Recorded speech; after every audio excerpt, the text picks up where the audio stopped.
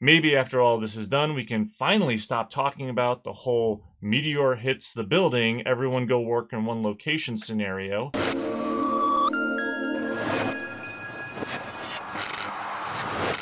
Hopefully everybody out there is doing well. They're all safe, healthy. Keep washing those hands and look out for one another. That's all I can say. So keep it up. We're going to get through this. Don't worry. So what are some things in security that we're dealing with that are important? And I think one of the biggest ones right now, the topic of conversation has been continuity of operations. That's right. If you're in the government, you know what a COOP is. It is another four-letter word, but it's something that you should be working on. I'll bet probably not working on the most. If you're in the private sector, you know this as disaster recovery and business continuity planning. I think one of the main things that I've been talking to clients about with regards to continuity of operations and COOP BC is looking at how your previous setups are completely disrupted. And what do I mean by that? If you are operating with one location as your headquarters, traditional BC planning has set everybody up to go collectively work together over at one other location. This is your COOP, your BC, your DR site, whatever it is. Everyone in her plans are made to go work at one location. That's not happening now. What's happening? Everybody is working from home. Now, how many of our continuity of operations plans are actually taking that into account or have? I can tell you, not many. Why? Because all the conversations I've had with either clients, prospective clients, or just in general, is that everyone is planned for this. No one has truly ever planned for this. And now the infrastructure does not exist in your work from home location. All that infrastructure that you were relying on is sitting somewhere over here and completely unusable. So, some areas to be looking at as far as your work from home. How do you allow your people to securely work from home? How do you allow them to connect to and continue to process business information, data, collect data, store data, whatever? There are a number of different great resources out there. I recently just did a webinar with MXD, the National Center of Cybersecurity for Manufacturing, on that. Look for that to come out pretty soon, but there's a slew of information. Check me out on LinkedIn. So maybe after all this is done, we can finally stop talking about the whole meteor hits the building, everyone go work in one location scenario. What else is going on in news? Well, you might have seen a little thing hit a small company known as Zoom. Not really small anymore, but there's some security concerns, go figure, with a large technology company. And, you know, that's fine. These things happen.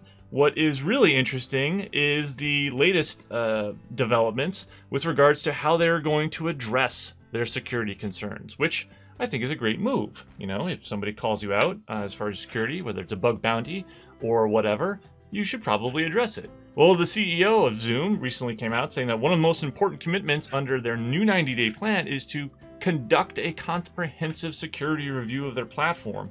And to that end, they will be bringing in Alex Stamos as an outside advisor. Alex, you'll know as a former Facebook employee who had a previous Scorched Earth campaign across Twitter.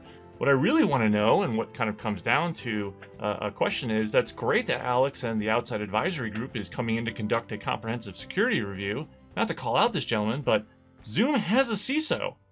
What does this guy feel about this whole situation? I mean, genuinely, this is actually Rich's job. Now he has an outside advisor of some heavy hitters coming in to basically tell him how to do his job. I really got to ask, Zoom's leadership, if all it took was a Medium post by Alex Stamos to have them raise their heads up out of the sand that they might have a security question, why haven't they been listening to this guy all along? I've got to believe that he's been inside of any of the C-suite discussions, raising concerns about platform security and privacy, but it came from an outside party's public post about the security. This seems to be the essence of what I think most CISOs are dealing with when they're dealing with their senior leadership. This is not a reflection on Richard, the current CISO for Zoom. No, this is a reflection on the leadership of Zoom and their inability to probably listen to the internal issues that have been brought up and risks, and only address it after publicly there's been pressure put on them to address the risk. Lastly, if you are following anything within the DoD and the news, the biggest thing that comes out of that is the hammer that is coming down, known as CMMC. This is the new model to replace, hopefully prop up and support a better secure supply chain within the DoD, of which we have, I think, 90,000 primes, 300,000 subcontractors, who should all be self-attesting to the highest levels of the 800-171 controls within and according to DFARS, those controls. The problem with the problem that CMMC is looking to remedy, not only creating and bolstering a better set of controls, but also removing the entire component of self-attestation, where companies can just basically go in and say, yep, I'm doing all of that, like I said in my contract, write it off, and keep sailing off and winning work from the government. I personally want to see, and professionally want to see, CMMC succeed in its entirety, in its vision.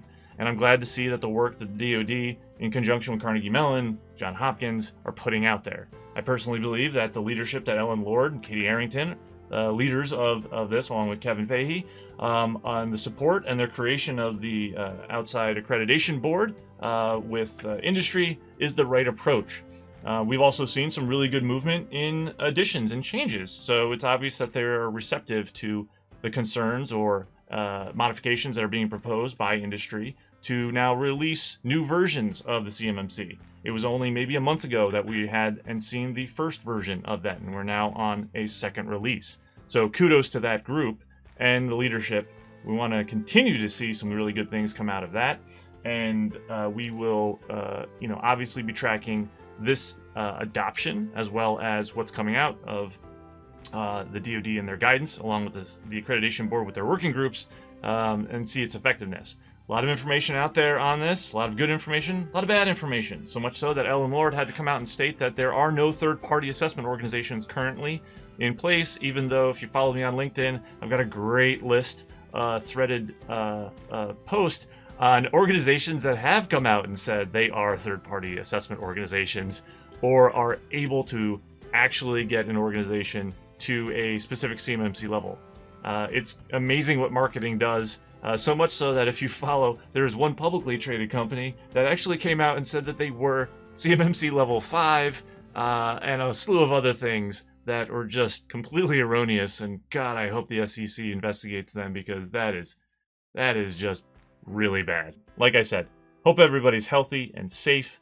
Stay tuned for more. It's Brian with cisolife, SideChannel. Thanks for watching.